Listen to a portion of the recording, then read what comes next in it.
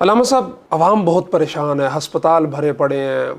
تو دین اسلام میں کون سی ایسی دعائیں ہیں، وظائف ہیں جن سے عوام کی پریشانیاں دور ہو سکتی؟ سب سے بڑی جو انسان کو ہوتی ہے کہ وہ اس پریشانیوں کی وجہ سے ایسے ایسے لوگوں کے پاس جاتا ہے کہ وہ دین کا بھی نہیں رہتا، ایمان کا بھی نہیں رہتا، دنیا تو اس کی گئی گئی۔ یہ اتنا بڑا مسئلہ ہے مار بھائی، پیروں فقیروں کا اکثر کاروبار اس کام کے اوپر چلتا ہے، بے اولادی پہ، بے اولادی کے۔ اور آپ نے اس طرح کے واقعات سینکڑوں، وہ جو آپ نے بات کی ہے کہ دنیا کی بھی نہیں رہتی، دین بھی ختم ہو جاتا ہے۔ یعنی ایک ایسی انسان کے اندر ایک یہ اولاد ہے نا، وہ اولاد کی خواہش ہوتی ہے کہ وہ انتہائی نیگیٹو عمل کرنے کے اوپر بھی عورتیں تیار ہو جاتی ہیں۔